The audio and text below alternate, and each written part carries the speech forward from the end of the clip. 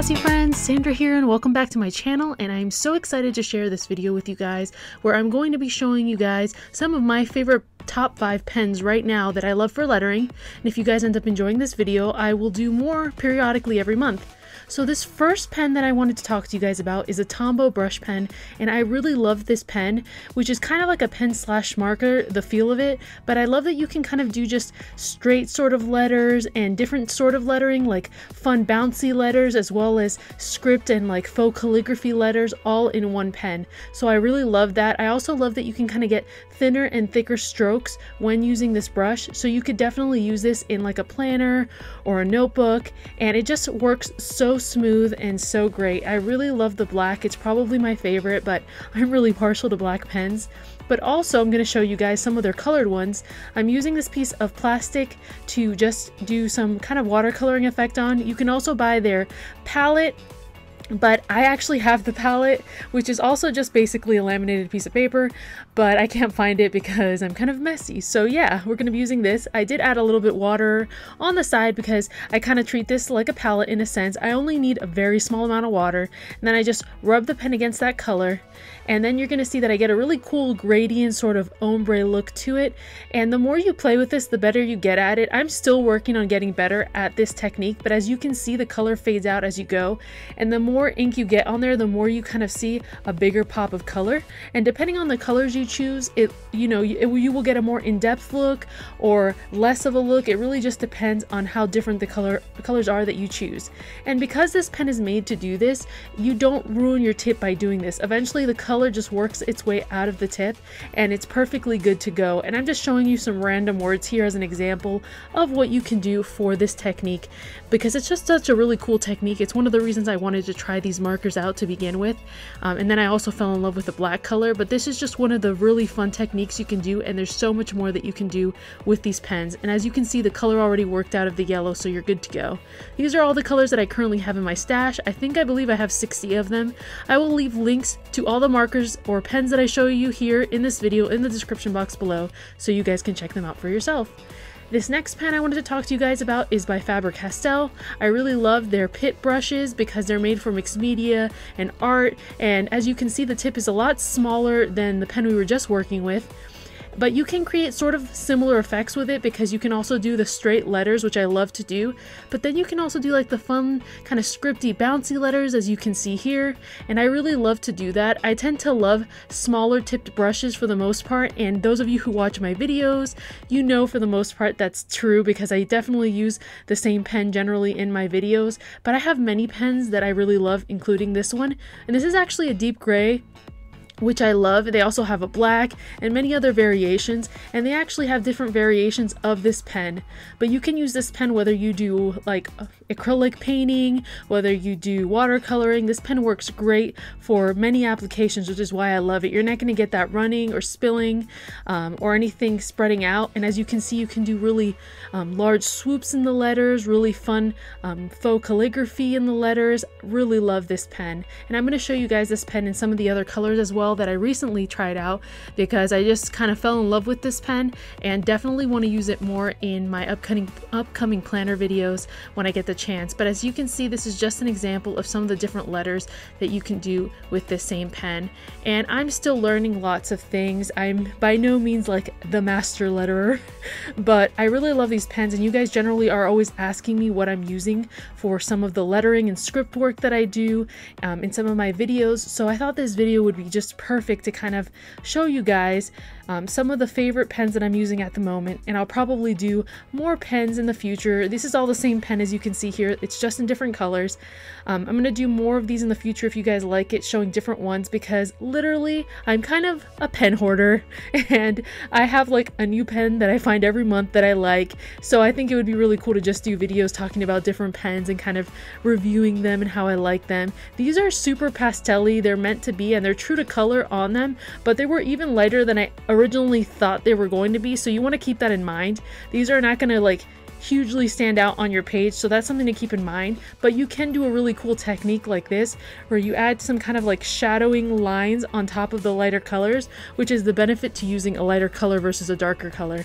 So, and then I'm going to show you guys here, I'm just wetting down this Artist Loft palette. This is a really cheap palette, and I will link you guys some of the same kind of palettes in the description box below, but basically super cheap set. It was like $5, and I'm just adding some watercolor right over the letters that I just did, so you can see that they're not going to smear. They work really well with all kinds of mediums. And right here I'm actually writing on the paper directly after adding the watercolors, so it's still actually wet underneath it, and you're gonna see again they don't smear. And honestly, I think it'd be better if you actually did let it dry before adding this, just so that you don't for whatever reason somehow ruin your pen. But this was a perfect example of how great this pen is. I really love it.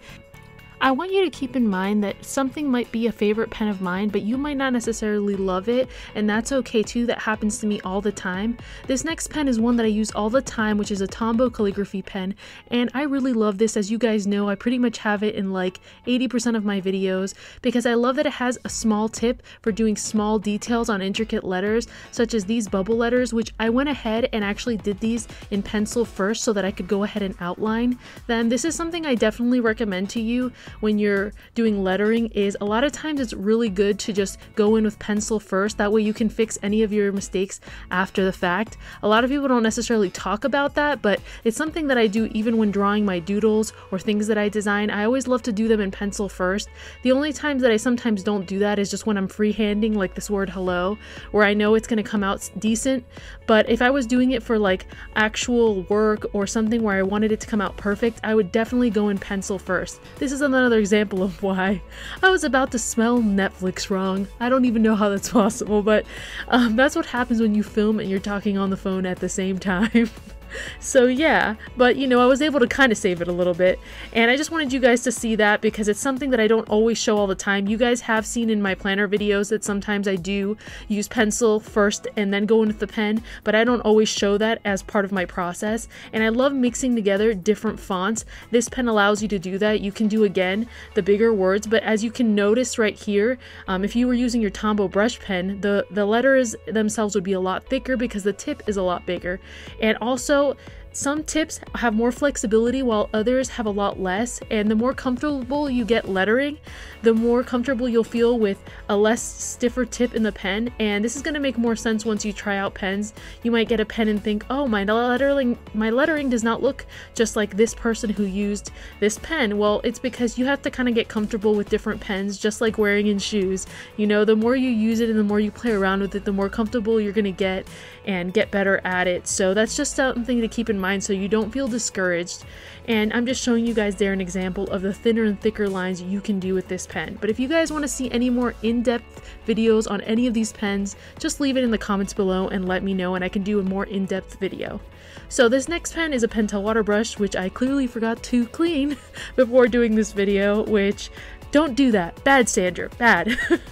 Again, I'm spraying down this palette, which is super well loved. That's why it is so dirty.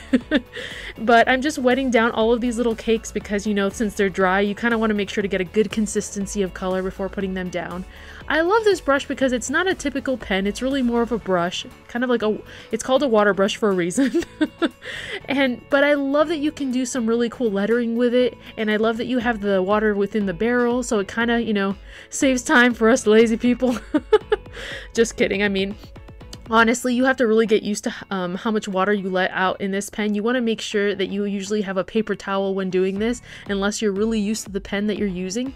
And also, not all water brushes are created equal. Sometimes cheaper water brushes let out way too much water, and so they can ruin your work. So that's something to keep in mind as well. So right now I'm just creating a really simple gradient effect on these letters by just combining two different colors that I feel pair up really nicely, which is a nice purple and a nice sort of magenta pink. And I really love doing this effect. I do it all the time. Most of the time I actually do it in my planner. Most of the pens that I use really lend to doing different types of lettering, which is something that I love. I love mixing together different types of fonts all the time, as you guys really see in all of my videos for the most part. And as you can see here, I'm doing kind of more mixed media type of lettering here. They're not supposed to be perfect. They kind of have a messy sort of look to them. I really love that and have loved that for a long time. So I love incorporating that as well as kind of like more straight letters and then sometimes faux calligraphy letters within all of my writing. I kind of love mix and match all types of lettering.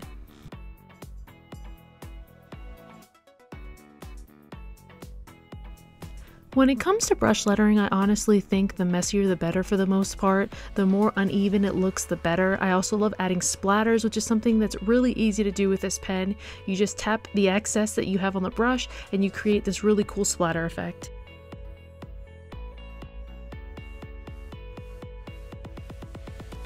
This next brush is also made by Pentel, and as you guys can see, it actually has a tip very similar to our brush pen. It has a very flexible sort of paintbrush-like tip, but it has the ink built in to the brush, and you can refill this, which is really great because you kind of get your money's worth out of this pen. I love that you can create kind of like messy textured letters. I love the non-perfection of it, and of course you can create more of the, pen type letters by being very careful with this brush, but really I think it's more made for that messier sort of look that you would get with a paintbrush or our water brush that we just saw. And I really love to do this because it just creates a very artistic and kind of organic feel when it comes to the letters. So this is something that's been a favorite of mine. When I first started lettering, I was really attracted to this type of lettering that was kind of like imperfect and paintbrush like. If you're more into the clean letter look, like the faux calligraphy look, this pen might not be the pen for you, but I wanted to show it nonetheless because I really love the look for when I kind of want more of the imperfect, sort of messier, textured letter look, and I feel like there's a time and a place for this type of brush. But also, if you're brand new to lettering, you might find it a little difficult because, again, it doesn't have much stiffness to the tip, so you kind of have to have more control over the brush itself. But again, since they don't have to be perfect, you can kind of make mistakes, and they sometimes actually look better the more mistakes you make and the more unperfect they are. So that's something that I found about this brush, that it really kind of lends to that.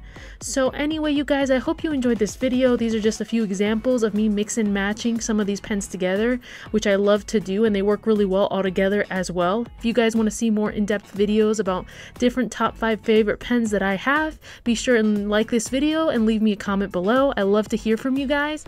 Again, all these pens will be linked in the description box below for you guys, so don't forget that as well, so check those out. And I bought all these products myself, so this video was not sponsored. If you want to see a video more in-depth technique of, let's say, these types of letters or any sort of blending, leave me a comment below and let me know what you'd like to see. If you haven't watched any of my other videos, be sure and take a gander, my friend, because you sure are in for a treat. Yeah, go check those out. I do lots of planner type videos, mixed media type videos, and DIYs. I will also have links to my last video in the description box below. I also have a brand new stamp release coming out March 19th, which you guys, if you follow me on Instagram, the Facebook group made for the Sassy Club, and any of my other social media, it will be linked in the description box below. You're going to want to check it out. Bye!